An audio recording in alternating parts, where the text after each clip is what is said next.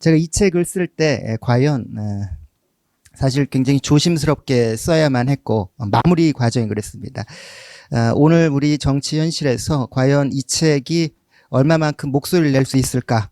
사실 거의 절망적인 상황이었는데 그럼에도 불구하고 이렇게 소장님 전화를 받고 나서 그래도 이 책을 이게 가치를 알아보시고 또 어떤 분들에게만큼은 또 힘이 될 수도 있고 이 작은 것들이 모여서 혹은 큰 역할을 또 할 수 있지 않을까 그런 점에서 뿌듯함도 느낀 바 있습니다.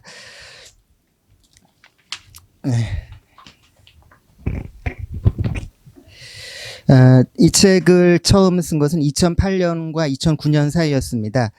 그때까지만 해도 사실 이 책의 내용을 제가 쓰면서도 설마 우리나라에서 이런 일이 일어날 수 있을까라고 생각도 해봤습니다. 아무래도 많은 사람들이 한국 민주화를 세계적인 모범 인근 사례로 본 것도 사실이고요. 또 우리나라에서 더 이상 반민주적인 그러한 요소들은 발붙이지 못할 것이다. 이런 생각들은 누구나 상식적으로 하던 시대였습니다만 그러나 이제 민주주의에 대한 생각들이 조금씩 우리가 실패로 돌아가고 있다는 것이 아마 아래에서부터 감지하신 분들이 아마 많으셨겠습니다만 그러나 대중 수준에서 그리고 언론 수준에서는 감지가 좀 쉽지 않았을 듯도 합니다. 자, 그래서 근데 2009년도에 이제 원고를 완성하고 이 책을 출간하려고 했을 때 출간 과정이 쉽지 않았습니다. 굉장히 뜻밖의 반응이었는데요. 지나치게 친미적이다. 라는 내용이었습니다. 그러니까 뭐 친미 이런 게 아니라 민주주의의 가이드. 그러니까 현재 토크비를 소개하는 또 미국의 민주주의를 소개하는 수많은 책들의 부제들이 있는데 그 중에 하나 중에 뭐 데모크러시즈 가이드. 그러니까 민주주의가 과연 무엇인지 우리가 어느 정도는 알고 활동을 해야 되는데 자기 경험 속의 민주주의 혹은 아주 얕은 수준의 민주주의 이런 뭐 헌법 제1조만 가지고 떠드는 민주주의 이런 천박하고 좀 낮은 수준의 이야기들만 통용되고 있을 때 토크빌의 책을 읽으면서 민주주의를 기초부터 점검할 필요가 있지 않을까 이런 생각을 했었는데 어쨌든 그때는 책이 출간하려면 좀 많이 고쳐야 된다 이런 얘기가 있어서 출간 안 하고 그러고서는 제가 군자들의 행진이라고 현대 유교 정치사를 다룬 연구를 한 7, 8년, 6년 넘게 했습니다. 그래서 묻혀 있다가 작년에 시대가 좀 많이 바뀌어서 결국은 조금씩 내용을 수정 보완해서 이렇게 냈습니다. 근데 이렇게 내다 보니까 차라리 지금 내는 것이 더 옳았다. 그때 냈으면은 아마 사람들이 무슨 얘기야 라고 느꼈을 텐데 지금 토크빌 이야기를 놓고 보게 되면 한국 정치가 얼마나 안 좋아졌는지 민주주의가 내면적 위기에 빠져 있는지 그리고 그것을 예측했던 토크빌의 통찰이 얼마나 정확했는지 훨씬 더 오히려 요즘에 나오는 것이 더 좋았다고 생각을 한 바 있습니다. 그래서 이제 조금 더 책임감을 갖고 마무리 작업을 했었고요. 자, 그런 얘기를 잠깐 드렸습니다. 오늘 이번 제 발표의 주인공은 보시다시피 토크빌이라는 알렉스 드 토크빌이라는 프랑스의 아주 귀족입니다. 국내에서 사실 자유주의는 원래 인기가 없었습니다. 뭐 잘 아시다시피 그 중에서도 뭐 겨우 이제 영국의 경험론적 전통 가운데 그 또 개혁론 전통 일부하고 그다음에 존 스튜어트 밀까지는 좀 인기가 있었습니다만 토크빌은 거의 알려지지 않았고 그랬습니다. 아마 이제 우리나라의 자유주의가 인기가 없는 거는 여러 이유가 있을 겁니다. 그러니까 한국 사람들이 별로 자유를 소중하게 여기지 않기 때문에 그런 것 같기도 합니다. 우리 문화 속에서 그런 요소도 있는 것 같은데요. 그러나 어쨌든 미국에서는 방금 전에 이제 김대호 소장님께서 말씀하신 바처럼 최고의 사상서이고 토크빌 특히 90년대 후반이 돼서 이제 시민사회론, 이제 국가론이라든지 뭐 경제론이라든지 이런 것이 지고 시민사회론이 각광받게 되면서 시민사회를 민주주의의 가장 중요한 요소로서 강조했던 토크빌이 재발견되고 또 스트롱 디마크러시, 즉 시민사회가 뒷받침하는 민주주의가 강하기 때문에 그 스트롱 디마크러시가 강조가 되면서 토크빌의 이름이 오르내리기 시작했고 결국은 20세기 말 21세기 초가 되면서 미국 학자들한테는 이런 말이 있습니다. 우리 모두는 토크빌리안이다. 다 토크빌주의자가 된 거죠. 그게 너무나 이제 상식화돼서 우리도 요즘 그런 말 쓰지 않습니까? 시민이 가장 중요한 요소다. 민주주의를 집행하고 실행할 수 있는 시민이 없으면은 민주주의는 껍데기밖에 남지 않고 결국 시민의 수준 차이가 정치의 차이, 민주주의의 차이를 낳기 때문에 자 그런 뭐 별 얘기는 아닙니다만 그런 점에서 토크빌이 가장 각광받는 학자가 되어 있습니다. 자 그런데 이 토크빌의 재발견 과정을 잠깐 말씀드리자면 1960년대 우리가 잘 아는 레이몽 아롱이 토크빌을 막스와 칼 마르크스와 버금가는 정치 사상가로 재발견을 했습니다. 선생님들 잘 아시는 레이몽 아롱 예전에 홍성사에서 나오는 사회사상의 흐름 이런 책 많이 읽어보셨잖아요. 거기에 바로 토크빌이 처음으로 재발견되어 있고 또 그 다음에 이제 독일의 경우에는 제이콥 페터 메이어라는 학자가 또 재발견을 했습니다. 그런데 이들의 공통점이 뭐냐면 나치와 싸웠던 분들이고요. 레이몽 아롱은 레지스탕스였고 또 페터 마이어도 마찬가지였습니다. 또 레이몽 아롱 우리가 잘 아는 것처럼 나치의 뒤를 이은 또 다른 전체주의 소련에 맞서서 정치 사상을 전개했던 분들입니다. 예나 지금이나 자유주의가 인기 없잖아요. 좀 막스주의 얘기하고 포스트 모더니즘 얘기, 저도 마찬가지였습니다만 이런 것 좀 얘기하고 학생들이 간지러운 것만 살살 긁어주면은 모두가 인기 있는 강사가 되고 인기 있는 교수가 되고 존경받는 그러한 세상이 됐는데 정말 그 시절에 프랑스 68혁명이라는 또 엄청난 흐름이 있었는데 가장 인기 없는 사람이 되어 있지만 그럼에도 불구하고 자유주의의 가치, 이때 자유주의는 공리적 개인주의, 공리적 자유주의가 아니라 정치적 자유주의라고 생각하셔야 되겠습니다. 자, 이런 자유주의를 위해 싸웠던 그런 분들이 토크빌을 재발견했고 그 결과 오늘날까지 오늘날까지 이르게 되었습니다. 또 한국에서도 여러 분들이 노력이 있었는데요. 이건 이제 책을 봐주시면 되겠습니다. 자, 그래서 오늘은 이 책의 미국의 민주주의, 오늘 첫날은 미국의 민주주의 제 1권을 중심으로 해서 좀 가벼운 내용들을 점검을 하고요. 그 다음에 다음 주에는 미국의 민주주의 2권 그리고 구체조약 프랑스 혁명이라는 토크빌의 또 다른 주저까지 감안해서 토크빌 전체 사상 수준에서 문제들을 좀 살펴보도록 하겠습니다. 기본 처음 생각은 약 1시간 반 정도 강연하고 그 다음에 이제 토론하려고 했는데 생각이 자신이 없어졌습니다. 지금 여기 계신 선생님들이 사실 저보다 훨씬 더 많이 아실 분들이기 때문에 좀 빠른 스피드로 넘어가고요. 중간중간 언제든지 끊으시고 치고 들어오셔도 되겠습니다. 그래서 결국은 이 강연의 목적이 좀 우리가 자랑하는 민주주의라고 자랑만 하지 말고 좀 상대화 시켜보자. 우리의 경험만 믿지 말고 다른 나라, 여러 나라의 경험 혹은 이론적인 이야기들, 그 경험 속에서 우리를 좀 부끄러워 좀 해야 되고 비교를 통해서 그런 것을 우선 알아야 되고요. 그렇게 해야만 반성을 통해서 다음 단계로 도약할 수 있지 않을까 이런 생각을 하고 있습니다. 자, 그러면 네. 예. 아마 이렇게 말씀을 드려도 1시간 반까지, 그러니까 8시 반까지 가긴 할 겁니다만, 그러나 이제 중간에 선생님들이 이거 너무 쉽지 않느냐 이러시면 언제든지 항의하시기 바랍니다. 그러면은 그냥 얼마든지 멈추고, 현대 정치 혹은 민주주의에 대한 이야기로 넘어갈 수 있다고. 예. 그 정도. 예. 9시 한 10분 정도, 늦어도 20분까지 마치는 거죠. 네, 그럼. 사실 토론을 풍부하게 이렇게 그렇습니다. 하는 게 그 매력이잖아요, 이 세미나는.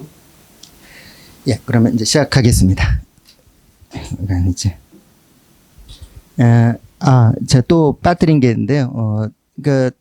여긴 다 생략할 필요가 있습니다만 아주 오래된 질문이죠. 이제 민주주의란 무엇인가 여기에 대해서 어느 정도 알아야 되는데, 근데 이렇게 물으면은 너무 본질적인 질문이 돼서 대답하기가 곤란합니다. 그래서 좀 쪼개봤고요. 여기서는 첫 번째 것만 하겠습니다. 민주주의란 무엇이라고 묻지 않고 거꾸로 어떤 체제가 민주주의인가라고 물었을 때 좀 더 확실한 답을 얻을 수 있습니다.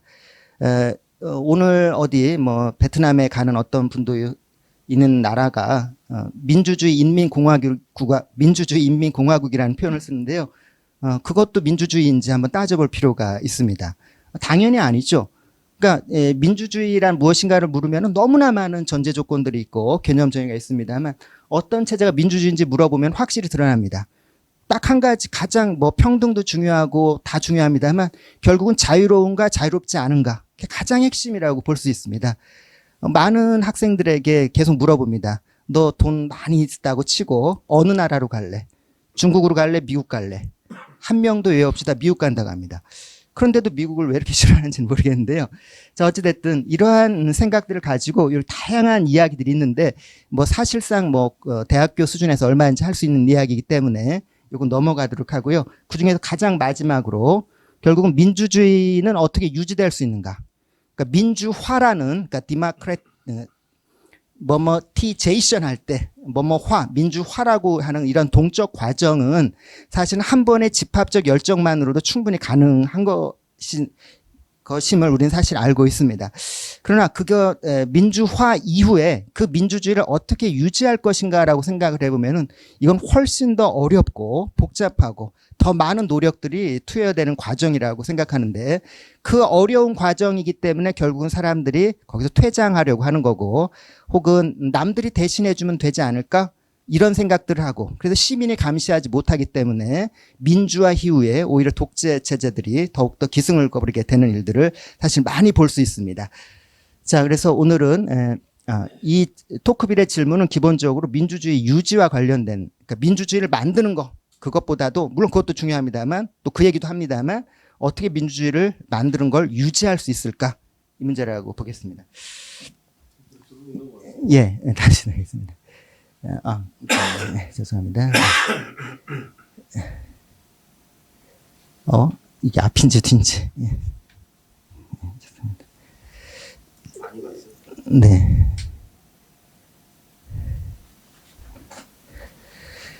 자, 그래서 이제 보통 하듯이 그리스부터 이야기를 하는데요. 그리스 민주주의, 저는 실패한 민주주의라고 생각을 하고 있습니다. 우리는 무슨 민주주의 얘기만 하면 이제 반드시 그리스로 돌아가거든요. 저도 그리스 너무 좋아하고 그리스에서 늘 연구를 합니다만, 그러나 중요한 것은 그리스에서 이제 데모스라고 할 때, 데모크라스를 할 때 이 데모스는 실체입니다. 그러니까 국민 전체를 뜻하는 것이 아니라 중하층 평민을 이야기하는 거거든요. 그러니까 귀족에 대비돼서 귀족보다도 훨씬 하층인, 그러니까 평균적으로 보다면은 전체의 10분의 4 정도에 해당하는 그런 분들을 우리가 보통 데모스라고 하고요. 이들이 지배하는 체제를 우리가 디마크러시라고 이야기를 하고 있습니다. 그래서 이게 이제 뭐 긍정적으로 보자면은 결국 결국 페르시아 같은 사람과 그리스를 구별할 때 그들이 어떤 걸 내세우냐 하면은 우리는 누구에게도 고개를 숙이지 않는 민족이다. 결국은 독립된 자유에 대한 감각들인데요. 자, 이러한 자유에 대한 감각들이 있었음에도 불구하고 그리스 민주주의는 실패할 수밖에 없었습니다. 왜냐하면 민주주의 그 자체 속에 민주주의 바깥이 아니라 민주주의 내부에 민주주의 실패의 요인이 있는 거죠.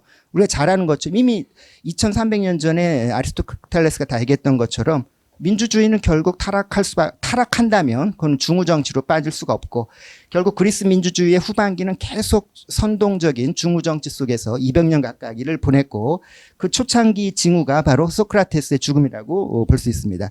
그런데 이렇게 그리스를 이상화하는 이유는 어느 정도 이해할 수 있습니다. 현대사회에서 마던 폴리스를 건설하려는 그러한 이상들이 우리가 굉장히 강했던 거죠. 이 이상 자체는 옳습니다. 그러나 방법은 다르죠. 그리스에서는 아주 작은, 그렇기 때문에 심지어 우리가 이제 민주주의 하면 보통 민회례, 에클레시아 이런 거 얘기 많이 합니다만, 그러나 대부분의 민주정의 운영은 선출직이 아니라 추첨을 통해서 얻은 대부분의 관직들이 운영을 했습니다. 여러분 잘 아시는 이지문 중위님 계시잖아요. 이지문 중위님 알면은 올드한 세대라고 하더라고요. 그렇게 합니다만 이지문 중위님께서 전에 한 2, 3년 전, 4, 5년 전에 추천민주주의 이야기를 하셨는데요. 굉장히 타당성이 있다고 생각합니다. 중요한 건 왜 추천민주주의가 민주적인 요소가 있는지인데요. 결국은 정의에 대한 감각이에요. 그들이 가진 공정함이라는 것은 우리가 얼마든지 통치할 수도 있고 얼마든지 종속될 수도 있다. 그러니까 한번 종속돼 본 사람이 통치도 잘할 수 있다. 그리고 폴리스는 워낙 인구가 뭐 3만 명 수준밖에 안 됐기 때문에 하다 보면 평생에 한 번쯤은 약 뭐 몇백 명이 되는 행정관이 될 수 있기 때문에 추첨을 통해서 확률이 얼마든지 가능했던 것이죠. 그렇기 때문에 이 민주주의가 유지될 수 있었던 거죠. 그러나 오늘날 이 거대 사회에서 우리가 한 번이라도 지배하는 사람이 될 수 있다? 이건 거의 불가능하다고 볼 수 있습니다. 그래서 이제 대의제를 할 수밖에 없었던 거죠. 그래서 근대로 오면서 다양한 민주주의를 겪습니다. 나중에 잠시 후 공화정 보겠습니다만 결국은 이제 민주주의 혁명을 한 번씩은 다 겪게 되는데요. 여기만 보겠습니다. 국가별로 정치 체제의 차이에 따라서 민주화 이후에 방향들이 다르다는 것 선생님들 잘 아실 겁니다. 영국 같은 경우 이제 청교도 혁명 때 우리가 이제 성자들의 혁명, 마이클 왈저 같은 경우는 이제 성자들의 혁명이라고 표현을 했는데요. 그거는 사실상 종교인들이 왕당파를 적으로 생각하고 사탄의 무리라고 생각하고 우리들이 결국에는 직접 군인이 되어서 그러니까 성가를 부르면서 행진하면서 자신들이 가지고 있는 종교적 가치를 수행하려는 아주 거대한 혁명이었습니다.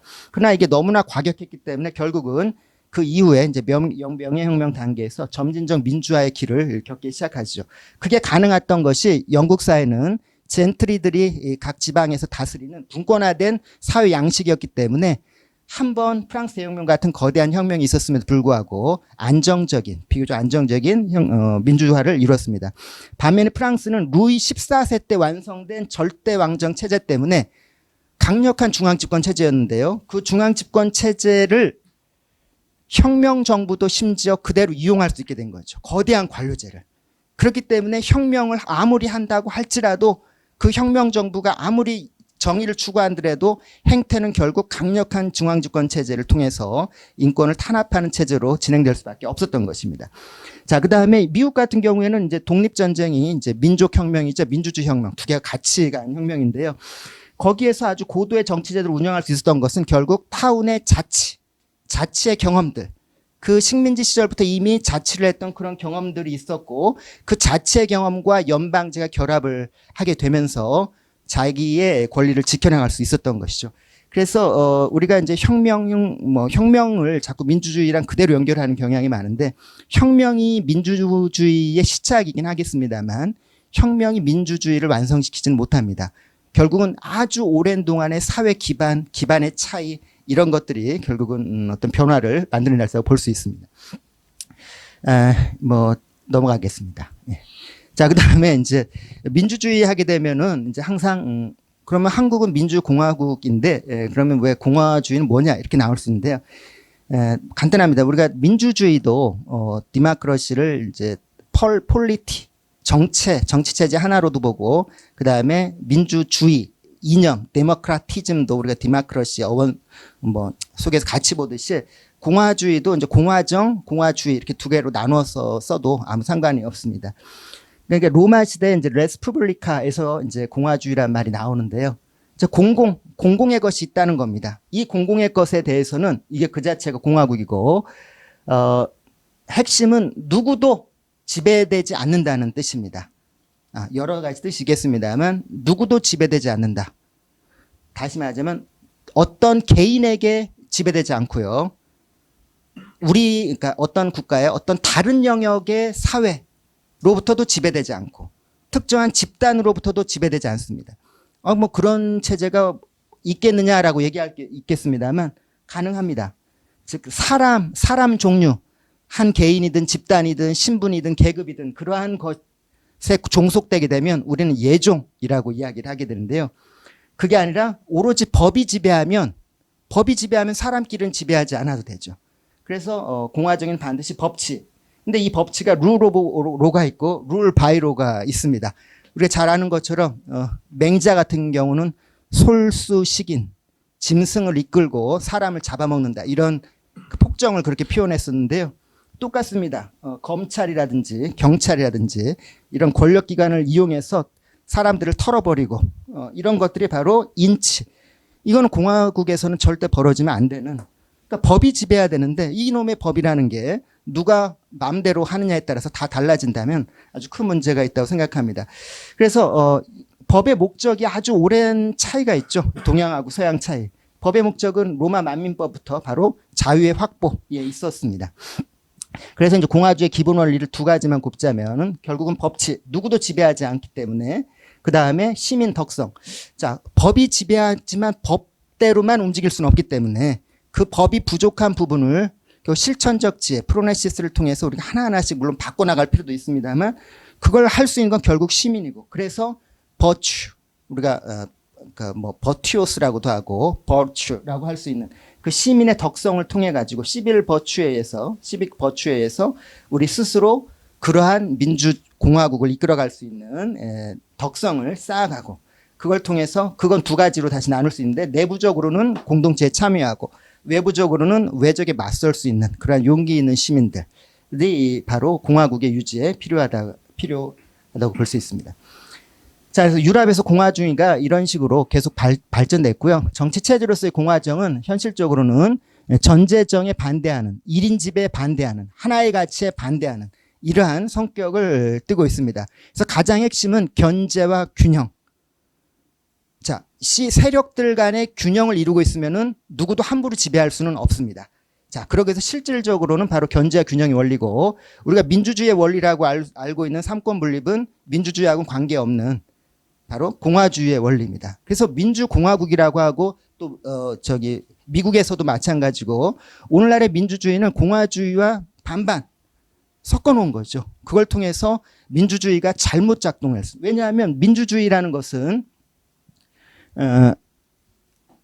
민주주의는 데모스가 지배하는 체제잖아요. 데모크라시. 데모스가 지배하는 건데 공화주의는 누구도 지배하면 안 되는 거죠.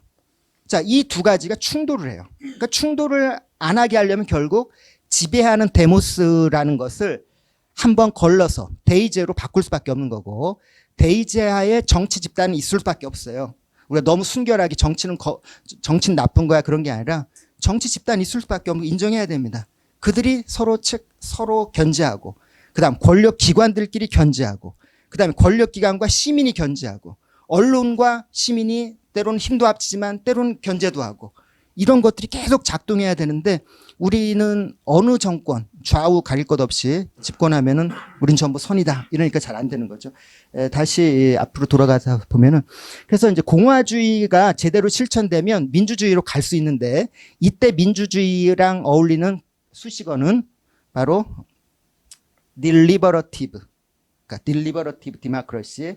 그러니까 심의민주주의, 수기민주주의 이거라고 볼 수 있습니다. 왜냐하면 민주주의는 우리가 늘 지켜왔다시피 결국은 데모스에게 잘 호소해서 권력을 잡아야 되기 때문에 수사, 그다음 연설 이렇게 감성을 유발할 수 있는 요소들이 물론 논리도 있어야 됩니다만 그 감성적인 요소들이 작동을 합니다. 그러나 수기민주주의가 되면 상대방이 있기 때문에 토론할 수밖에 없거든요. 토론에서 원칙을 갖고 합리적인 디베이트 그걸 통해서 우리가 서로 이야기를 나눠가면서 답안을 하나하나 찾아가는 것이라고 볼 수 있습니다. 예, 그래서 다시 이제 요런 이야기를 이제 배경에 있고요. 이 얘기를 한 이유는 이게 토크빌뿐만 아니라 자유주의와 그다음에 이제 자유주의를 조금 더 발전시키는 분들이 아까 맨 앞에 보면은 제가 넘어갔습니다만 그래 민주주의를 한다고 했을 때 시민을 어떻게 결집시킬 것인가? 돈 가지고 계급으로 묶어도 돼요. 돈으로 묶고 그러니까 그 계급으로 묶으면은 이해관계가 같은 사람들끼리 뭉칠 수 있거든요. 그렇게 해서 시민들을 결집시켜서 정치를 하는 방법도 있습니다. 근데 반대로 오피니언, 생각을 가지고 생각의 차이를 갖고 사람을 묶을 수 있거든요. 그게 뭐냐면은 그러니까 지금 여기 뭐 모든 사람들이 다 마찬가지지만 자기 자신을 한 가지로 정의할 수 있는 사람은 없습니다. 그러니까 주체의 다수성이라고 볼 수 있는데 어떤 사람은 어떤 뭐 40대 여인 같으면은 어떤 아이의 엄마로서 자기 정체성을 가질 수도 있고요. 혹은 가게에서 아르바이트하는 노동자로 자기 정의를 할 수도 있거든요. 혹은 어떤 집안의 손녀로서 또 자기를 생각할 수도 있습니다. 이러한 다양한 요소들이 있는데 단지 그것을 계급이라든지 지역이라든지 이런 것만 가지고 묶어낼 수는 없거든요. 그래서 뜻을 가지고 토론해 가면서 사람들이 묶어가는 그 방법이 좋기 때문에 이런 얘기를 할 수 있습니다. 그래서 이제 민주공화국으로서의 대한민국은 민주주의만이 전부다라는 그러한 생각을 좀 벗어 던지고 공화주의를 회복해야 되고요. 공화주의 내용들인 견제와 균형, 법치를 확립하고 그다음에 이제 가장 중요한 게 저는 이 세 가지로 봤습니다. 독립적인 시민이 존재해야 한다고 봅니다. 시민 자체가 자기가 판단하는 게 아니라 남이 판단한 것을 대신 살아가게 되면은 문제가 있다고 생각하고요. 일단 독립적인 시민이 그 다음에 솔리데리티를 가지고 결속할 수 있죠. 아주 작은 것부터 시작해가지고, 그러니까 우리나라는 이제 그 다음에 그게 시민 사회에서는 그렇게 된다면 정치 사회에서는 결국 대화 타협을 통해서 이런 문제를 해결해가는 그런 노력들이 필요하다고 볼 수 있습니다. 지금 저게 시계죠? 예, 조금 늦은 것 같은데 좀 더 빨리 진행하겠습니다. 자, 그럼 토크빌의 연보를 간단히 보겠습니다. 뭐 대충 1805년이니까 이제 생각들을 해보시면 됩니다. 1804년도에 나폴레옹이 이제 황제, 이미 그 5년 전에 쿠데타를 했습니다만 황제로 등극한 건 1804년이기 때문에 토크빌은 혁명기에 태어난 게 아니라 왕정 복고기에 태어났다고 보시면 되겠습니다. 뒤에 살펴보겠습니다만 프랑스의 지방 귀족 중에서 상당히 규모가 있는 지방 귀족이었습니다. 자, 그래서 뭐 요즘처럼 어느 학교에서 공부한 것도 아니고요. 뭐 소르본에서 공부했다고 해봤자 뭐 등록하고 했다기보다는 그냥 법학 교육을 받았다 이 정도라고 보시면 되겠습니다. 그래서 이제 귀족 가문이지만 아들이 삼형제인데 두 형들은 전부 다 잠시만요. 예, 나중에 따로 설명드리겠습니다. 예. 네, 알겠습니다. 자, 요렇게 했고, 뭐 하여간 1830, 요거는 해야 될 것 같아서. 31년도에 이제 미국 여행을 하게 되는데요. 그 배경이 조금 있습니다. 그건 넘어가고요. 35년도에 미국의 민주주의 1권이 출판되고, 40년도에 2권이 출판됩니다. 그러니까, 미국의 민주주의를 사실상 쓰게 된 게 30살 미만의 이런 일들을 다 완성을 시켰다고 볼 수 있습니다. 네, 죄송합니다. 자, 그 다음에 30년대 후반부터 이제 정치 참여를 하게 되고요. 그러니까 정치인으로도 활동하고, 그 다음에 48년도에, 그러니까 49년도 오들롱 바로 내각에서, 그러니까 루이 나폴레옹이 대통령으로 선출이 되잖아요. 아직까지 황제 되기 전에. 루이 나폴레옹 치하에서 오들롱 바로 내각에서 외무상으로 이제 취임도 했습니다. 아주 짧은 제한된 시간이었고, 그러나 이제 쿠데타에 반대, 51년도에 친위 쿠데타 역시 반대해서 공직에서 사퇴하고요. 그 다음에 이제 꽤 오랜 공부를 해서 다시 앙시eng 레짐과 프랑스 혁명을 하고 59년도에 죽습니다. 자, 요것도 사실 생략해도 되는데요. 선생님들이 다 알고 계시기 때문에 그냥 딱 비교만 하겠습니다. 프랑스는 얼마든지 혁명을 수없이 했습니다만 계속 반복되고 혁명과 반혁명이 계속 반복되고 미국은 차근차근 밟아서 물론 미국도 나쁜 일, 안 좋은 일 많이 하고 캐나다 침공도 해서 아주 패배도 하고 그래도 겪습니다만 그래도 꾸준히 민주주의가 확대가 되어가고 있습니다. 앤드루 잭슨은 그 이전까지 대통령과 달리 그러니까 우리로 따지면 노무현 대통령 같은 스타일인데요. 민주주의는 뭐 이런 분들도 나와야 되니까 당연히. 그러니까 그런 식으로 하나씩 점진적으로 민주주의를 완성시켜가고 있습니다. 자, 이제 다 왔는데요. 서론 부분이.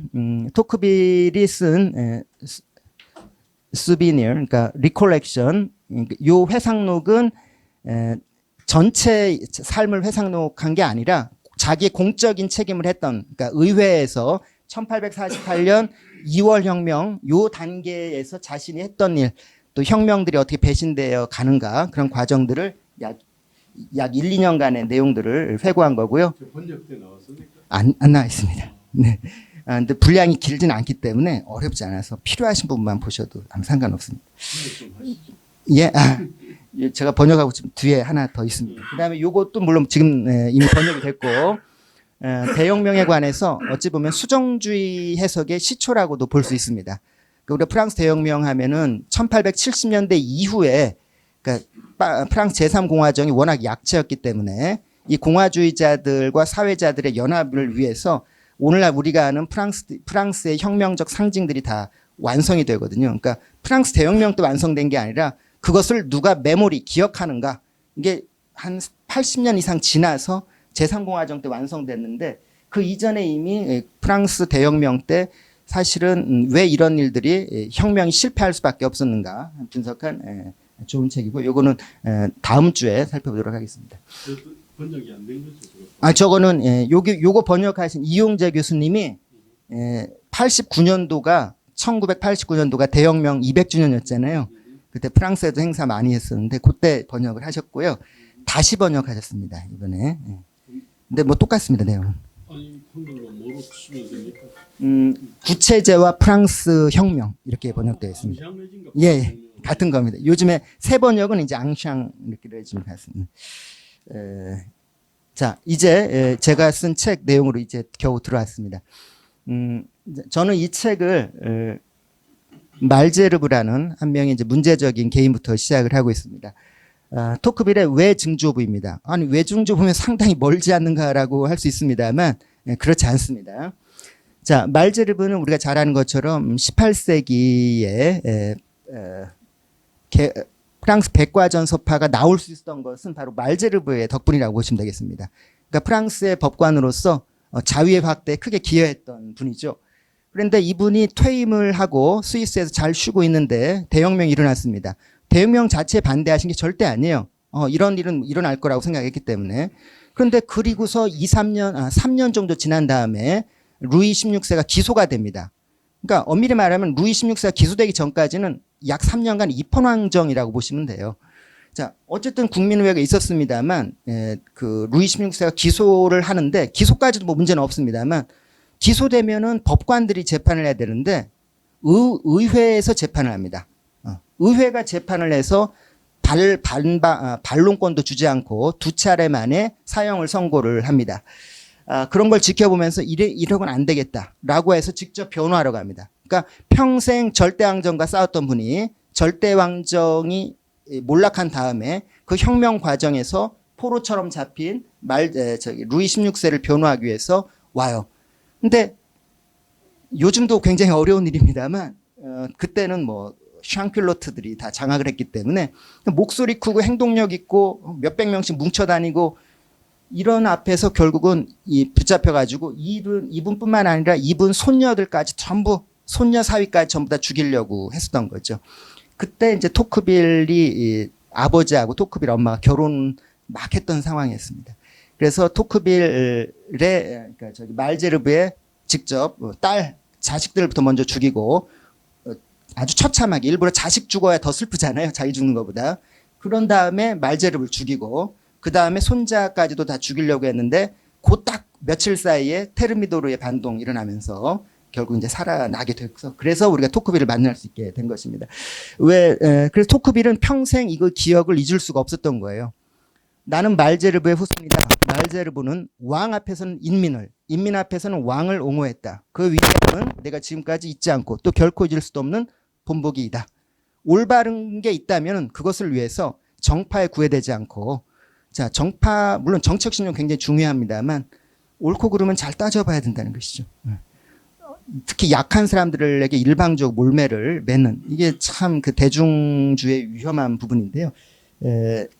자, 이런 점이 토크빌이 가지고 있는 사상 속에 보수성과 진보성, 이 두 가지, 물론 모든 사상들이 그런 요소들이 있겠습니다만 바로 토크빌의 진보성은 얼마든지 민중 앞에서 자신을 변호할 수 있는 것, 그 다음에 보수성이 있다면은 민주주의에 대한 약간의 두려움을 갖고 있다는 것, 그런 것들이 이제 민주주의 분석의 기본 베이스로 깔려 있습니다.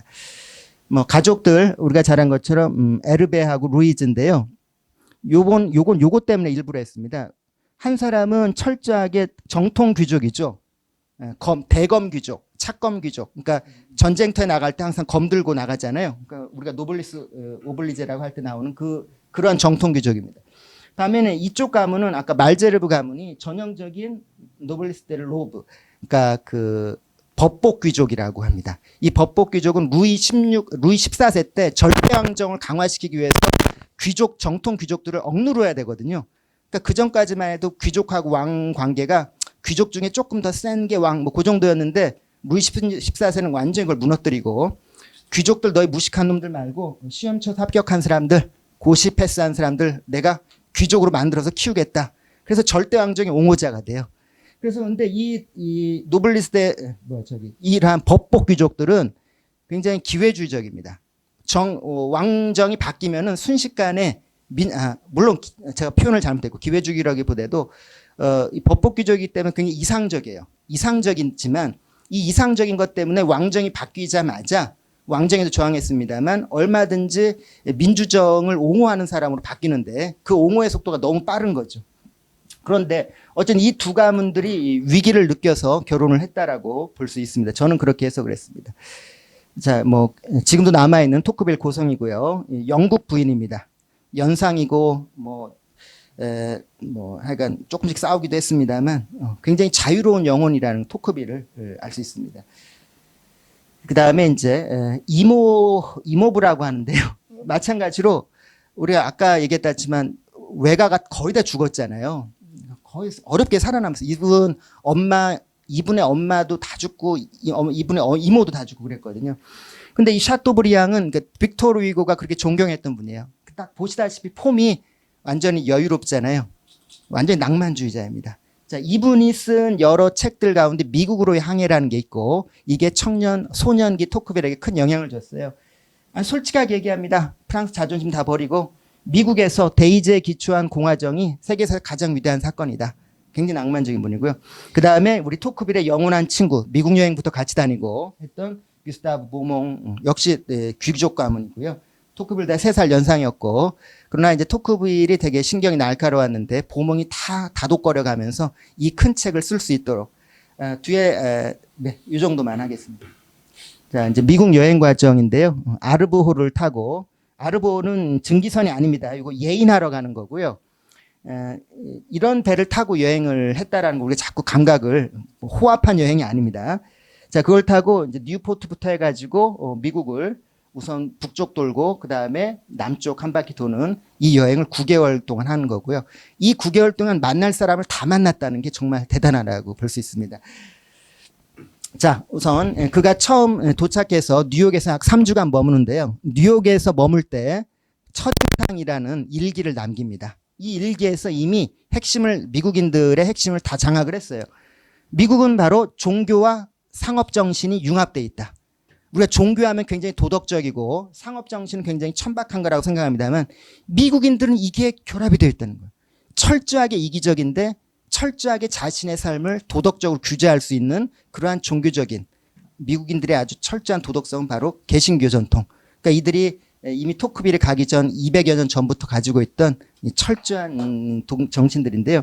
간단히 살펴보도록 하겠습니다. 토크빌 내용이 계속 이 얘기니까 이 국민의 습속에 강력하게 영향을 미친 도덕성은 어디서 왔는가? 첫째, 종교적 영성이다. 그 다음 두 번째, 미국 사회는 상인 계급으로 구성되어 있다. 그런데도 불구하고 그렇기 때문에 여자 뒷공문이나 쫓는 아무 일 없이 빈둥거리는 사람은 없다. 이게 한국하고 좀 비교가 될 텐데요. 그다음 셋째, 미국인들은 우리 프랑스인들보다 냉철한 기질을 가졌다. 자, 이런 내용들은 사실 나중에 이제 사회학자 막스 베버가 했던 이야기와 사실상 통한다고 볼 수 있습니다. 그 다음에 이제 원래 갔던 것이 교도소, 굉장히 절망적인 상황이었기 때문에 토크빌이 미국 여행을 떠났는데요. 처음부터 체계적인 여행은 아니었고, 그래서 그 프랑스, 프랑스 법원에서 배석 판사, 그러니까 자료 정리나 하고 있었는데, 그 다음에 이제 좀 정적인 사건이 있고요. 그래서 더 이상 그러한 굴욕을 견딜 수 없어서 보문과 떠났을 때, 조건이 우리가 미국이 선진적인 교도소 행정이 있다. 우리 교도소를 배우고자 한다라고 해서 어쩔 수 없이 이 일은 해야 됐기 때문에 싱싱 교도소에 가는데요. 거기서도 역시 미국의 독특한 개신교 윤리를 보게 됩니다. 그러니까 경제 윤리인데 그냥 가둬놓고 괴롭히는 고문하고 이런 것이 아니라 물론 이게 더 힘들 수도 있겠습니다만 개신교의 경제 윤리를 가지고 교화를 시킨다는 겁니다. 자, 낮에는 작업장에서 협력하고 그 다음에 거기서 임금을 주고 그 임금을 저금해서 노동의 소중함을 깨닫게 하는 이런 과정들이 차근차근 개신교의 경제윤리, 즉 자본주의윤리를 배워가도록 했다는 것을 여기서도 보고 있습니다. 그 다음에 제가 번역하고 싶은 게 요겁니다. 황익무지에서 보낸 14일, 2주일 이러한 책인데요. 자기 어린 시절 수많은 미국에 관한 소설도 많이 봤었기 때문에 그래서 뭐 버팔로라든지 오네이다 호수, 그다음 세기노 길 그런 쪽을 이제 여행을 하게 됩니다. 이 과정에서 중요한 거는 이 그 인디언들이 당연히 쫓겨나잖아요. 미국인들로부터 탄압을 받고 쫓겨나는데 그 과정을 보몽과 같이 보게 되고, 근데 이들이 몰락해가는 모습을 보면서 귀족 계급의 몰락을 거기다 겹쳐서 생각하는 거죠. 이런 모습들을 볼 수 있었습니다. 유일하게 행복했던 시간이었고요. 자, 그 다음에 아까 얘기했던 것처럼 이제 이쪽 여행을 전부 끝나고 여기서부터 증기선을 타게 됩니다. 증기선, 우리 톰소의 모험 때 증기선 많이 봤잖아요. 그런 걸 타고 미시피강을 쭉 따라갑니다. 빠져 죽기도 하고 죽을 뻔도 되고, 그 다음에 여기서 다시 루이지애나에서 이제 프랑스 영사의 영접도 받고, 그 다음에 여기서부터는 이제 우리가 남부지방을 이제 쭉 굉장히 빠른 속도로 올라가는데, 저기 그 마차 같은 걸 타고 여기까지 쭉 올라갑니다. 이런 여행 과정 속에서 미국의 속사를 다 들여다봅니다. 그래서 사실 토크빌도 노예제에 대해서 이 책 미국의 민주주의 1권 18장에 거의 몇십 페이지에 걸쳐서 할애해서 비판을 하고 있습니다만, 그의 친구 보몽이 노예제 비판을 하는 책을 이미 그 전에 썼어요. 그래서 가볍게 처리를 했다고 보시면 되겠습니다. 자, 그 다음에 이제 아까 얘기했던 것처럼 미시피강을 따라가면서 몇 가지를 보게 되는데, 노예제가 똑같은 오하이오강 동쪽 서쪽에서 한쪽 주는 노예제를 없애고 한쪽 주는 켄터키는 노예제가 있으면서 보게 되니까 아주 극명하게 노예제 있고 없고의 차이가 산업의 발전에 엄청난 차이를 갖고 있다는 것을 발견하게 됩니다. 자, 그리고 이제 아까 얘기했던 이 딥사우스 남쪽 지방을 거쳐서 워싱턴 DC까지 올라가서 제7대 대통령 앤드루 잭슨과 만나서 약 3, 40분간 대화를 나눕니다. 자, 앤드루 잭슨, 우리가 치면 이제 노무현 대통령이랑 같은 스타일인데요. 미국의 민주주의를 만드는데 가장 큰 기여를 했다고 보시면 되겠습니다. 그러니까 진짜 민주주의, 그 전까지는 귀족정이나 다름없었죠. 버지니아 출신의 아주 잘난 사람들만 대통령이 됐다면, 앤드루 잭슨은 이제 평민 출신의 대통령으로서 귀족화된 특권 계급을 혁파하고, 그러다 보니까 포퓰리스트의 원조라는 비난도 받습니다. 그러나 우리는 이런 점 인정할 거는 반드시 인정해야 될 필요가 있다고 생각합니다. 자, 그 다음에 이제 가장 중요한 것은 보스턴에서 대단한 지식인들을, 예나 지금이나 보스턴 중요하잖아요. 보스턴에서 지식인들을 만났는데 토크빌이 만난 사람은 전부 다 하버드 총장이 됐습니다. 나중에. 그러니까 사람 보는 재주도 탁월한 건데요. 예나 지금이나 딱 한 사람만 잘 만나면 될 것 같아요. 바로 이 스파크스 목사라는, 그러니까 물론 당연히 이제 하버드 교수고요. 그다음 목사입니다. 그러니까 그 우리로 따지면은 해방 독립전쟁기 연구가 될 테고, 그러니까 조지 워싱턴에 대한 10권짜리 책을 쓴 사람입니다. 그러니까 혁명기 역사의 최고 권위자라고 보시면 될 텐데요. 이 스파크스 목사를 만나서 계속해서 물어보고 대화하고 이 소개로 여러 사람들과 만나서 계속해서 미국의 민주주의에 대해서 배워나갑니다. 그러니까 토크빌의 생각 가운데 절반은 이 보스턴 지식인들의 생각이라고 보시면 돼요. 다만 결정적인 차이가 있습니다. 이 보스턴의 지식인들은 엘리트들이었기 때문에 민주주의에 대해서 물론 반반씩 섞여는 있습니다만 약간 자신감도 있으면서 걱정도 좀 하는 그런 스타일이었는데, 물론 토크빌도 걱정도 하고 자신감도 있습니다만 그 아주 작은 결의 차이가 있거든요. 그러나 어쨌든 이들을 통해서 민주주의가 때론 위기에 빠질 수 있다는 것을 힌트는 얻어갑니다. 자, 이제 미국의 민주주의 1권과 2권이 어떤 차이가 있는지 살펴보겠습니다. 토크빌 연구자 중에 슐라이퍼라는 학자가 있는데요. 1권, 2권의 책을 각각 Writing America, Writing Democracy 이렇게 표현을 했습니다. 미국의 민주주의 1권은 상업적으로 성공을 많이 했습니다. 그러니까 민주주의 때문에 사본 게 아니라 미국이 궁금하니까 사본 겁니다. 근데 민주주의로 들어가면 정치 철학이 되거든요. 어려우니까 사람들이 안 봅니다. 그래서 이거는 완전히 거의 안 팔렸습니다만, 그러나 우리는 오늘 조금 쉬운, 왜냐하면 뭐 우리가 미국 모르지 않잖아요. 빨리 넘어갈 텐데, 미국의 민주주의에서 물론 정리하면 쉽지 않습니다만, 미국의 민주주의에 관한 오늘은 일반적인 얘기를 한번 해보고 이건 다음에 하겠습니다. 자, 1장은 이게 왜냐하면 토크빌 국내에서 뭐 몇 분 쓰신 분들 가운데 비전공자가 쓴 책이 있어요. 좀 유명한 분인데 비전공자입니다만, 그분이 쓰면서 토크빌의 미국의 민주주의를 내가 읽어보니까 왜 학자들은 왜 종교에 대해서 얘기를 하느냐, 내가 보니까 종교에 대해서는 하나도 안 쓰여져 있던데 라고 하신 분이 있어요. 그건 참 문제입니다. 종교 빼면 안 돼요. 처음부터 끝까지 계속해서 배경에는 종교가 깔려 있습니다. 자, 저는 여기 군자들 행진도 썼습니다만 정통 유교 가문입니다. 그리고 저는 유교인이라고 이야기를 당당히 하고 있는 사람입니다. 이 얘기를 왜 말씀드리냐면, 어느 사회건 가장 정신의 밑바닥에 뿌리에는 종교가 있는 거고요. 이 종교에서 강건하고 도덕적이고 용기 있고 이런 것들을 길러준 사회는 어떠한 고난이 와도 이겨낼 수 있다고 봅니다. 우리가 너무 편한 시대를 살다 보니까, 물론 뭐 요즘 들어서 이제 종교 자체를 무시하고, 저는 뭐 무시해도 상관없다고 생각합니다. 그러나 그 배경에 깔려 있는 그러한 것까지 없어진다면 문제가 있고, 우리가 한국이 살아나려면은 유교가 다시 한번 개혁, 물론 이제 유교가 뭐 거의 죽어갔습니다만 유교가 거듭나야 되고, 마찬가지로 미국이 가능했던 거는 미국 개신교 다시 한번 거듭난 기독교잖아요. 카톨릭의 그러한 의례주의라든지 위선 이런 데서 벗어나서 프로테스트하고 퓨리턴, 아주 맑고 이런 사람들이 이 미국에 정착했기 때문에 미국의 민주주의가 성공한 거지, 그냥 민주주의 제도만 갖다 놨으면은 어느 나라나 다 성공하게요.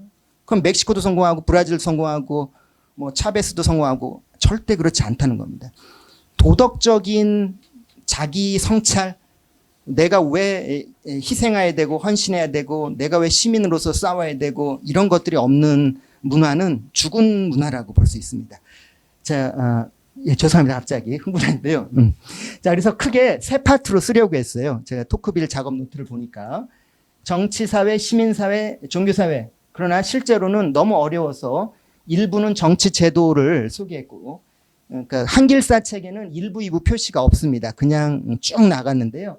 프랑스판은 1부, 2부가 나눠져 있고, 그래서 여기 아메리카 민주주의도 1부, 2부 나눠놨습니다. 1권에 1부, 2부.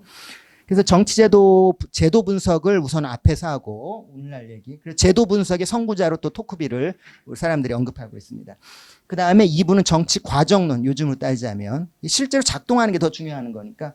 그런데 시민사회와 종교는 이 책 전체에 다 녹아 들어가 있습니다. 그래서 요거를 우리가 자꾸 놓치면은 토크빌을 이해가 자꾸 실패할 수밖에 없게 되는 거죠.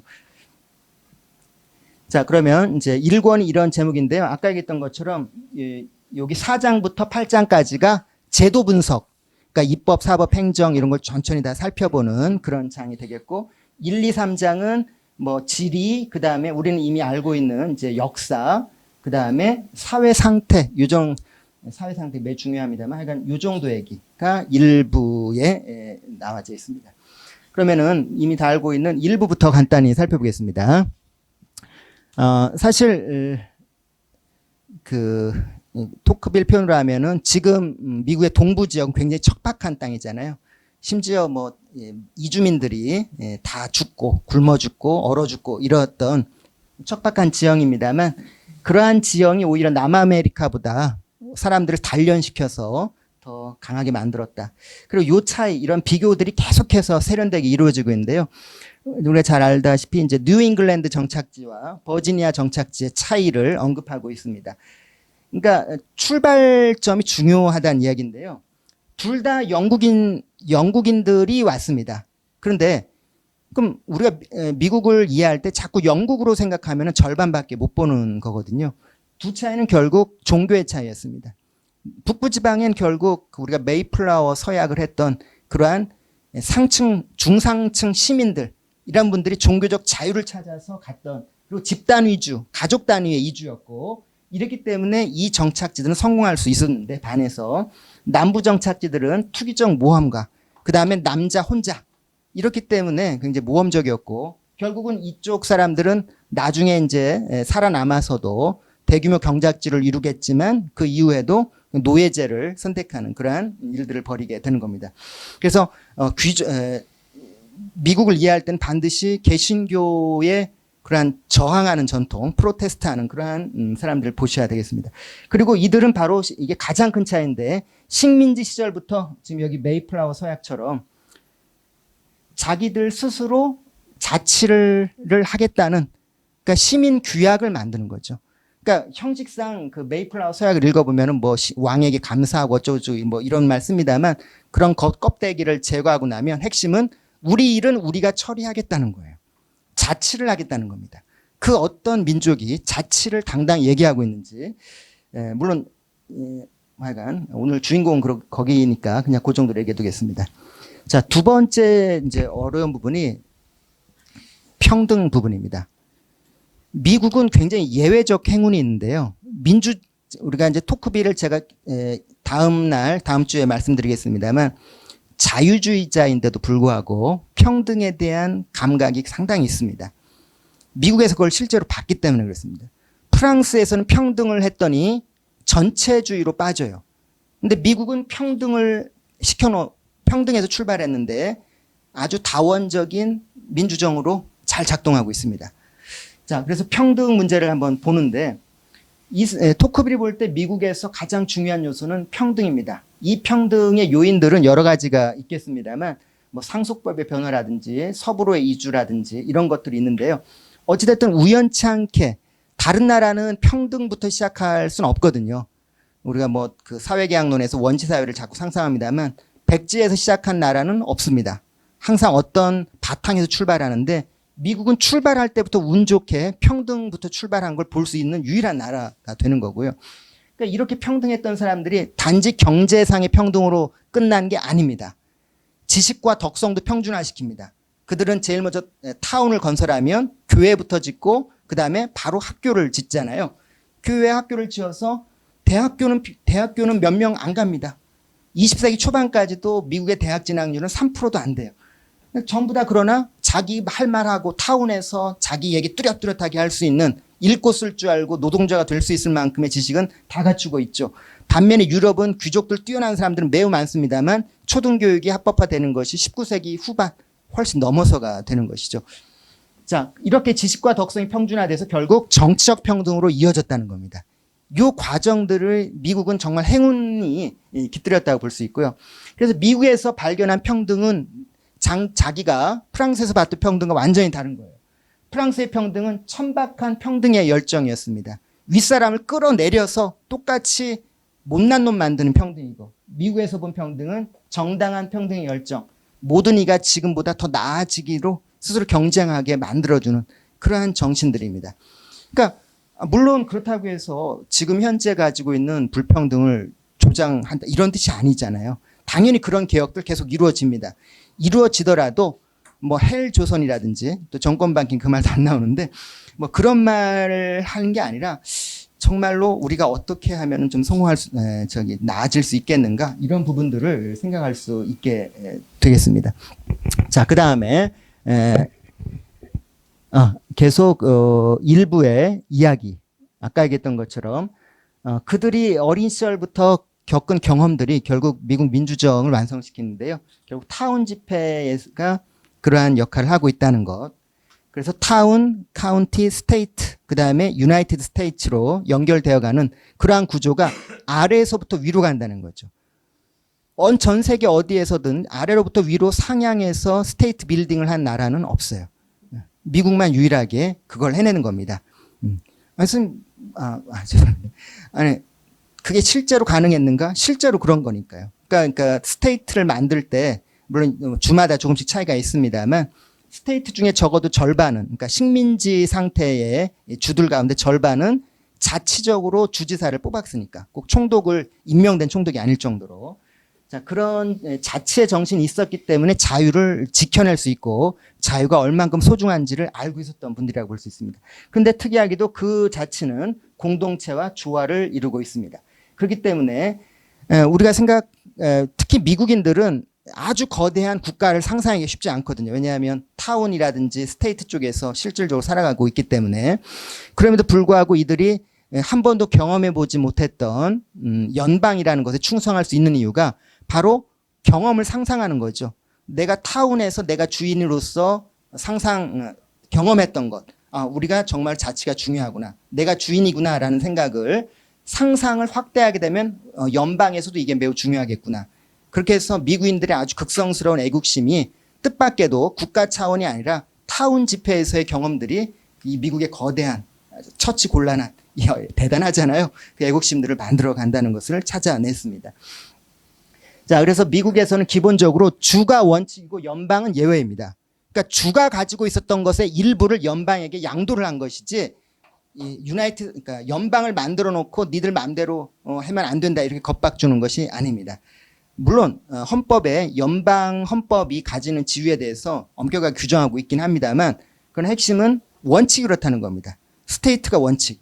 이런 원칙이기 때문에 나중에 토크빌의 가장 중요한 강점이라고 볼 수 있는 민주적, 그러니까 디모크라틱 티러니, 그러니까 민주적 전제정, 민주주적 폭정, 뭐 다양하게 번역할 수 있습니다만, 그것이 미국에서는 왜 잘 드러나지 않는가를 아는 힘이 될 수 있습니다.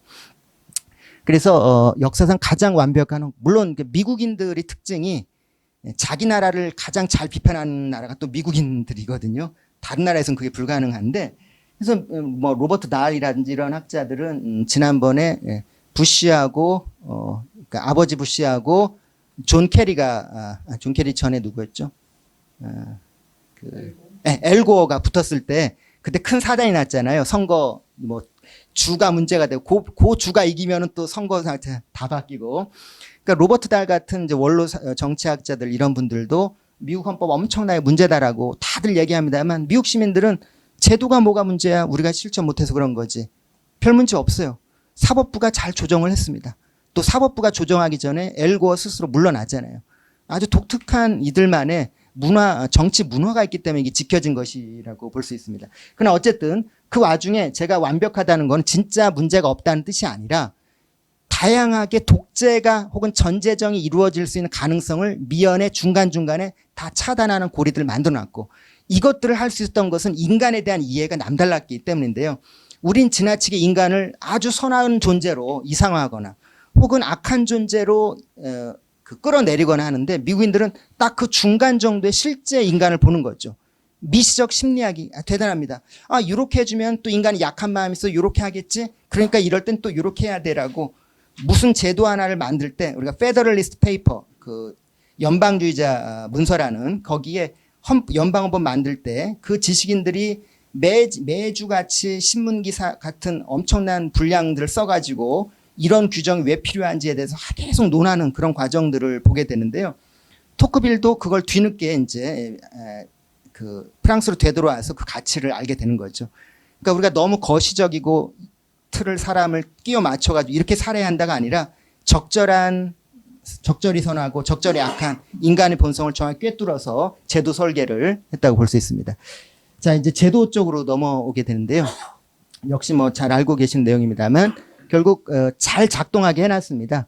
우선 주정부와 연방정부가 적절히 균형을 이루고, 그다음 삼권 분립, 그러니까 입법부가 어떻게 작동되는지 아주 잘 아시잖아요. 그러니까 미국은 보통은 이제 유럽 같은 경우에는 귀족 제도는 그러니까 상원 하원 할 때 상원은 귀족 제도의 영향이라고 보통 이야기를 합니다만, 미국은 그런 거하고 상관없어요. 귀족 제도 없었는데, 그건 오직 연방제의 운영 때문이기도 합니다만, 연방제 운영하면서 동시에 그러니까 주 동등 대표성 때문이기도 합니다만, 입법 과정에서 신중함을 기하기 위해서, 왜냐하면 하원은 2년 단위의 선거를 해서 시민들의 의견을 반영하게 하고, 그러니까 디모크라시를 하게 한 거고요. 데모크라시를 하게 했고, 2년마다 하니까 시민들의 의견을 반영해야 되잖아요. 근데 시민들은 늘 실수할 수도 있잖아요. 그렇기 때문에 상원은 6년을 둬가지고 임기에 구애받지 않고 안정성을 가지고 잘 할 수 있고, 근데 그거조차도 3분의 1씩 2년마다 바꿀 수 있게 해서 이 안정적인 장투를 유지할 만큼 기가 막히게 선거 그 제도를 만들었다는 것이죠. 그래서 일단 입법부가 민주주의 원칙상 모든 것은 법률로 작동해야 되기 때문에, 사실 원래대로 작동하자면 입법부가 제일 권력이 센 부분이거든요. 그래서 입법부가 1조에 있고 1조에 있습니다만 입법부를 어떻게 견제하는지에 대해서는 또 2부 행정부에서 또 나와 있습니다. 그래서 우리가 잘 아는 것처럼 대통령 거부권 등등 있습니다. 왜냐하면 심지어 상원이 그걸 막아내지 못할 수도 있거든요. 여론의 압력을. 그때 대통령의 거부권을 통해서 방어할 수 있게 해놨습니다. 또 그다음 근데 제일 중요한 거는 제가 볼 때는 사법부입니다. 여기 변호사님 들어오시고 계신데 토크빌은 법관이었잖아요. 토크빌이. 그래서 법률에 대해서 가장 관심을 갖고 사실은 지켜봤어요. 미국에 보면서.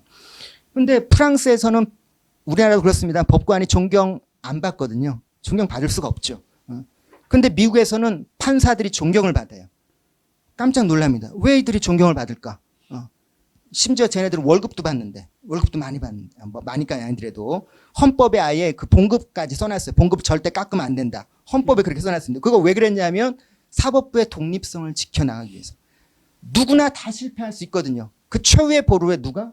사법부에서 이러한 문제를 해결할 수 있도록 사법부에 강한 권력을 내놨고요. 지금은 뭐 상식화됐습니다만 일반 판사들까지도 위헌법률 심사 제청권을 갖게 했습니다.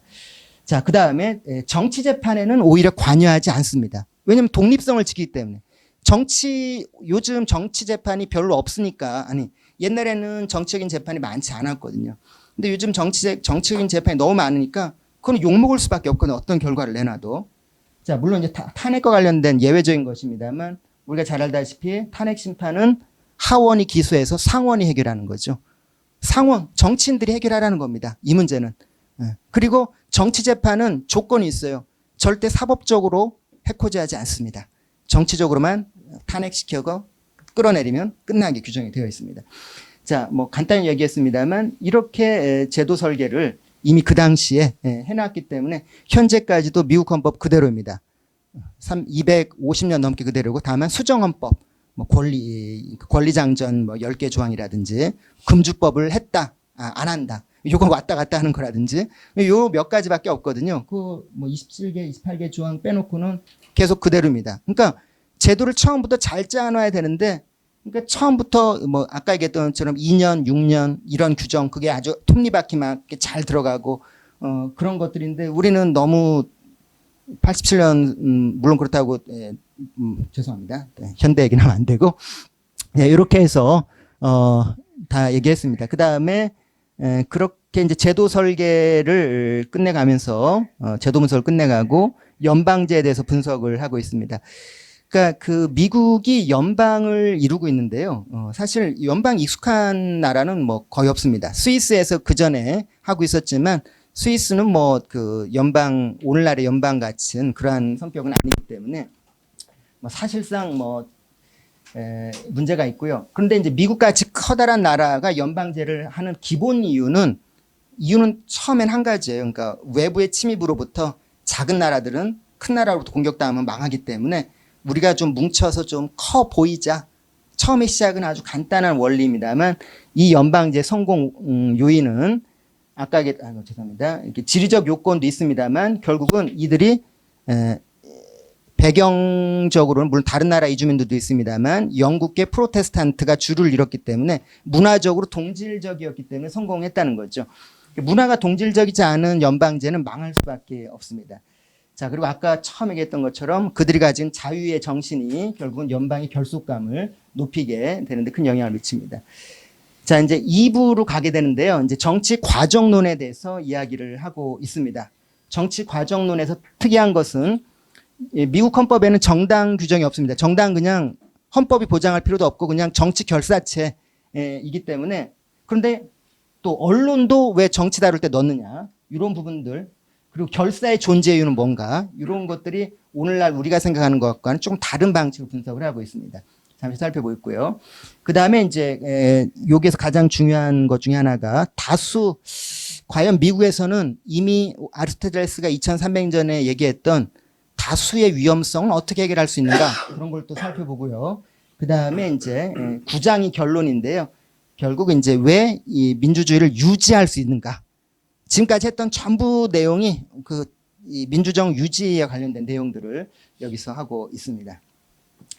자, 그러면 이제 잘 들어가면 제도 분석에서 실제 과정으로 들어가게 되면 미국 정치의 하부 구조를 아예 정당과 언론이라고 못 박아놨습니다. 정당이라는 것은 오늘날은 이제 그 뭐 사실 토크빌 이전에 정치 철학이 발전하면서 시민사회, 시민 쪽에서 국가 쪽으로 올려보내는 의견을 몰려보내는 것, 그 다음에 국가 쪽에서 시민 쪽으로 의견을 내려보내는 것, 그 중간 과정에 정치사회를 존재시키거든요. 그러니까 쉬운 말로 하면 그냥 정치인, 정당 이런 것들을 우리가 정치사회라고 볼 수 있습니다. 그러니까 그거 의회도 거기에 살짝 연결되고 의회부터는 이제 국가로도 할 수 있고 의회가 그 중간에 껴 있다고 보시면 되겠습니다. 자, 기본적으로는 이론적으로는 딱 나와요. 그러니까 시민사회 의견을 집약해서 정치사회로 전달하는 그게 이제 정당이 갖게 되는 건데요. 토크빌은 특이한 분석을 하고 있습니다. 군소정당과 대정당 차이를 이야기를 하면서 물론 이 당시에 미국은 정당 정치가 거의 없었어요. 없었습니다만 자기가 생각하는 대정당은 연방당, 아까 얘기했던 페더럴리스트 페이퍼 만들었던 그 지식인들이거든요. 그런 대정당을 염두에 두고 쓴 것인 듯합니다.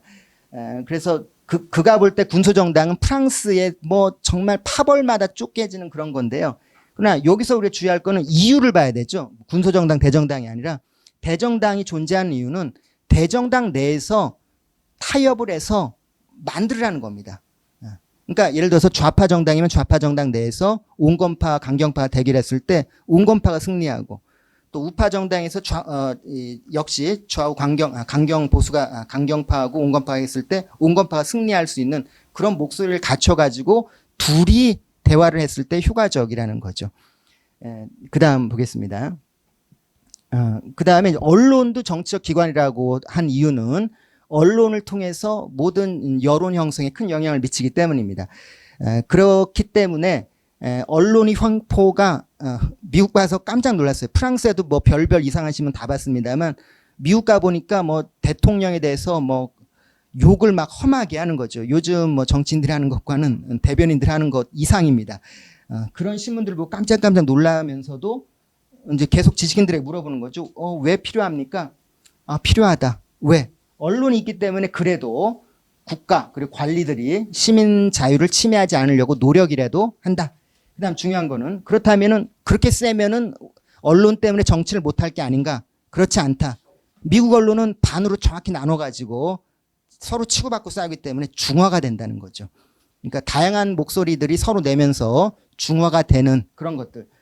특정한 한쪽 방향으로 한꺼번에 여론이 쏠리게 되지 않고 언론들이 그런 일들을 균형을 갖고 하기 때문에 이야기를 하고 있다는 겁니다. 자, 그 다음에 아까 결사에 대해서 얘기했는데요. 그러니까 아까 언론의 자유가 그래서 매우 중요하고 표현의 자유 매우 중요하고 그 다음에 결사의 자유가 매우 중요한 이유가 여기 있습니다. 시민 결사의 이유를 토크빌은 다수의 폭정에 맞서기 위해서라고 아예 고정을 시켜놨습니다. 우리가 생각하는 시민운동하고 뭐 이런 것들 내 정치적인 신념을 발현하기 위해서 이게 이런 것도 있겠습니다만 민주주의에서는 다수가 워낙 세요. 근데 다수는 굳이 결사를 만들 필요가 없습니다. 왜냐하면 이미 국가 권력도 장악한 상태고 그 다음에 이미 조직들이 꽤 많이 있기 때문에 그래서 결국 시민 결사를 강조한 이유는 그리고 무제한적인 결사의 자유를 이야기했던 이유는 결국 다수의 압력에 맞서는 소수의 도덕적 권위를 만들어내기 위해서. 그러니까 집회를 열게 되면 집회를 통해서 자기 의견을 집약을 할 수 있게 됩니다. 집약을 해서 그걸 소수지만 정당에게 이런 정책을 만들어달라고 할 수 있다라는 뭐 너무 평범한 얘기 같습니다만 그런 일들을 할 수 있게 결사는 절대 보장해야 하는 거고. 그래서 프랑스에는 비밀 결사가 있지만 미국에는 비밀 결사가 있을 필요가 없습니다. 결사의 자유가 완벽하게 허용이 되어 있기 때문에 그렇습니다. 자, 아까 선거제도 얘기했고요. 자, 그 다음에 그것을 그 다음에 기본적으로는 주권 재민 원칙이 작동이 되고 있습니다. 근데 주권 재민, 국민 주권 이 원리가 가끔 실수를 하게 되는데 이들이 실수를 한번 민주주의도 늘 실수를 저지릅니다만 실수를 저지르더라도 해결할 그거를 다른 바른 길로 복귀할 가능성도 역시 높다는 것 이야기하고 있습니다. 그래서 사람들이 all or nothing이 아닙니다. 실패를 통해서 조금씩 배워나가고 개선도 하고 약간 뒤로도 갔다가 다시 앞으로도 갔다가 요거를 솔직히 인정하는 거죠. 그 다음에 국민 주권의 예외를 발견합니다. 아예 대놓고 외교라고 이야기를 하고 있습니다. 헌법에서도 규정해 있다시피 그 다음 아예 오늘날 우리가 이제 트럼프 얘기도 통해서 잘 알고 있습니다만 연방헌법에서 이미 외교는 대통령하고 상원한테 맡겼어요. 물론 하원에서도 뭐 예산을 통해서 견제할 수는 있습니다만 기본적으로 대통령과 상원, 즉 시민의 여론으로부터 좀 어느 정도 자유로운 이쪽에게 전적으로 맡겨놓습니다. 조지 워싱턴이 퇴임하면서 이런 얘기를 했습니다. 다른 나라에 대해서 일상적으로 증오나 호감의 감정에 빠지는 나라는 어느 정도 노예다. 감정의 노예가 됐다는 겁니다. 네. 그 나라는 자신의 증오나 애정의 노예가 된 것입니다. 그 두 가지 감정 가운데 어느 것도 나라의 임무나 이해관계에 엇비껴 나가도록 하기에 족합니다. 자, 물론 이렇다고 해서 오늘날 그 외교에서 국민의 감정을 뭐 충분히 지렛대 삼는 것도 매우 좋은 방향이긴 합니다만 그러니까 어디까지인가 왜 외교를 엘리트의 영역에 남겨뒀겠는가 이런 생각들을 좀 해보게 됐습니다. 자, 그래서 우리가 민주주의에 대해서는 늘 불안한 게 많이 있습니다. 늘 실패할 거야 이렇게 생각을 하고 있습니다만 이때 항상 신경 써야 될 것 바로 민주주의가 민주주의 나쁜 점 찾는 거는 금방이에요. 우리도 누가 나쁜 짓 한 건 금방 알아보잖아요. 그러나 민주주의의 장점은 아주 오랫동안 살펴봐야만 알 수 있습니다. 그래서 당시 미국을 여행한 유럽인들이 그렇게 많은데 아무도 이런 분석을 못 해내고 유럽인들이 미국 가면 미국인들이 다 황송할 정도로 잘해주거든요. 환대를 해주고 그래서 대접받고 자기 나라 가서는 욕하고 역시 천박해 이렇게 합니다만 왜냐하면 그들이 볼 때는 엘리트의 관점에서 볼 때는 시끄럽거든요. 미국 가보면 맨날 우리를 따지면 플래카드 붙고 막 이러면은 이런 데서 어떻게 살아 합니다만 이런 것 하나하나 이 시끄러운 목소리조차도 결국 하나의 거대한 축제로서 미국인들이 스스로 자기가 시민이고 주권자라는 걸 지켜가는 또 인정하는 하나의 축제라고 볼 수 있게 되는 겁니다. 자, 그래서 늘 미국인들은 언제나 항상 이런 얘기 토론에게 항상 참여할 수 있는 이런 걸 볼 수 있습니다. 자, 다수의 폭정에 대해서 이제 나오는데요. 기본적으로 두 가지 얘기하고 있습니다. 분석적으로 보면 입법부 다수의 폭정과 다수 여론의 폭정. 근데 입법부가 뭐 다수당의 폭정은 우리가 쉽게 알 수 있는 거고요. 더 중요한 거는 다수 여론의 폭정이라고 볼 수 있습니다. 기본적으로 데모스가 지배하는 민주주의에서는 그러니까 정치인보다 더 두려운 존재는 결국 여론일 수밖에 없습니다. 여론의 비등, 끌어오르는 걸 견딜 수 있는 정치 세력은 아무도 존재하지 않습니다. 그러니까 여론을 장악하면 승리할 수밖에 없는 거거든요. 자, 그런데 그러니까 여론이라는 것이 민주주의에서는 절대 ang정보다 더 센, 권력보다 더 세기 때문에 그러한 권력의 진로를 늦추거나 격렬성을 가라앉힐 시간적 여유를 줄 수 있는 장애물이 없으면 자유는 위험에 빠진다. 그러니까 여론에 쏠린 부분이 굉장히 위험하다고 볼 수 있습니다. 그래서 다수는 사상의 자유 둘레에 엄청난 장벽을 세운다. 사실 우리가 그 왕정 같으면 왕이 잘못되면 사실 나 하나 죽어서 목숨 걸고 그러시면 아니 되옵니다 하면 되잖아요. 그럼 내가 죽더라도 역사가 언제든 나를 재평가할 테니까. 근데 여론에 한번 호되게 당하면은 넋이 빠져나가죠. 제가 제일 두려워하는 건데 그래가지고. 예. 그래서 여기 계신 분들 제일 존경스러운 게 이거 굉장히 욕 많이 드시지 않나요? 이랬는데도 견뎌내시는 거 보면 대단하시다고 볼 수 있습니다. 그래서 이것을 막아내는 게 제일 중요하죠. 그냥 감성적인 게 좀 읽겠습니다. 족쇄, 그 다음 기요틴, 이런 것들은 옛날의 도구들인데 우리 시대는 이런 거 이제 필요 없을 것 같지만 민주공화정의 폭정이 취하는 길은 이런 것이 아니라 여기서는 신체는 자유롭게 두지만 영혼을 얽맨다. 바로 이런 요소들이라고 볼 수 있습니다. 자, 그래서 가장 중요한 게 결국 방파제예요. 어떻게 방파제를 쌓아가는가. 토크빌하면은 우리가 미국 사람들이 쉽게 이해하는 건 민주주의를 길들인다라고 표현합니다. 민주주의가 너무 강하게 됐을 때 길들인다기보다는 저는 이 방파제라는 표현이 훨씬 더 정확하다 보고 있습니다. 여러 가지 파도들이 밀려올 때 방파제를 강하게 여러 개 세워두면은 그래도 어느 단계는 막을 수 있다는 거죠. 자, 그래서 이 미국에는 이런 방파제를 실제로 많이 쌓아놨어요. 우연적 요인. 지금도 조금 그런 경향이 없지 않아 있습니다만 프랑스의 아주 강력한 중앙집권 체제 또 우리 한국의 중앙 관료제에 비교해 보자면은 체계적 경쟁이 결여돼요. 그러니까 토크빌이 뭐 좀 알려주세요 하면 귀찮으니까 이거 원본 그냥 줍니다, 서류를. 근데 이제 행정학이 발전하면서 요즘은 그렇지 않았겠습니다만, 그 다음에 그 다음 광대한 국토, 싫으면 떠나면 됩니다. 그 다음 문화적 요인, 아까 얘기했던 것처럼 독립적인 개인들, 시민들이 다 강건하기 때문에, 다수야? 다수라도 나는 뭐 괜찮아. 왜? 나는 내 뒤에는 신이 있으니까. 나는 신이 올바르다 가면 맞서 싸울 거야. 이런 강건한 시민들이, 독립된 시민들이 있고요. 그다음 자체 경험들이. 그 다음 이런 데만 의존하지 않고 제도적으로 아까 다 얘기했던 겁니다. 타운의 자치, 주연방 균형, 상권 분립, 독립된 사법부, 양원제, 그 다음 대통령까지. 자, 이렇게 방파제를 여러 개 쌓아놔서 다수의 휩쓸림에서 벗어날 수 있게 됐다고 볼 수 있습니다. 그리고 최종 책임을 시민들이 지게 만드는 그러한 개신교의 존재가 이런 거라고 볼 수 있습니다. 자, 그래서 1권의 결론을 보자면 결국 제도가 중요하지만 그 제도를 이끌어가는 습속, 우리가 다음 주에 이 엄격한 방법론들은 살펴볼 텐데요. 습속이란 말을 오늘날로 얘기하면 그냥 문화론이라고 헷갈리시면 그렇게 생각하시면 됩니다. 문화, 컬처, 정치 문화, 시민 문화 할 때 그 문화입니다. 그러니까 그러한 문화가 어느 나라가 물론 뭐 독재의 길을 걷든 뭐 민주적인 거리를 걷든 결국은 그러한 문화, 시민들의 문화, 거기에 맞게 제도들이 만들어질 수밖에 없게 되거든요.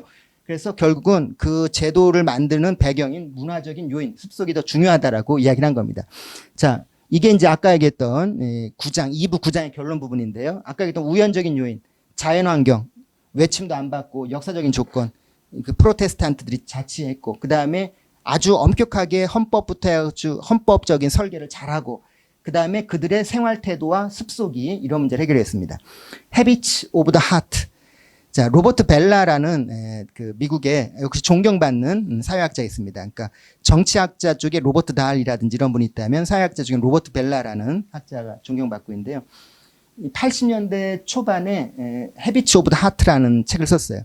그러니까 토크빌 때 이 얘기를 썼거든요. 토크빌이 1830년대 미국을 여행하면서 본 미국의 습속이 과연 150여 년이 흐른 당시 미국에서는 어떻게 변질되었는가 혹은 변화되었는가를 추구해서 미국인들에게 경종을 울리는 거고요.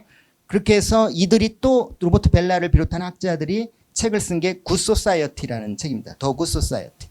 어떻게 선한 사회를 만들어갈 것인가. 이때 선한 거는 우리가 생각하는 그러한 절대성 그런 거하고는 다릅니다. 그러니까 그 윤리학에서 말하는 덕성 윤리, 덕의 윤리, 그에 가깝다고 보시면 되겠습니다. 자, 그래서 미국의 민주적인 핵심엔 결국 개신교가 있고, 개신교가 곧 사실상 정치고, 그런데 이들의 종교는 조금 더 전문적인 복잡한 표현이 필요합니다만 쉽게 얘기하자면은 종교가 국가에 직접 참여하는 게 아닙니다. 다음 주에 볼 텐데 시민 종교, 시빌 릴리전의 형식으로 영향을 미치게 됩니다. 그러니까 절대적으로 그 성직자는 정치에 참여하지 않습니다.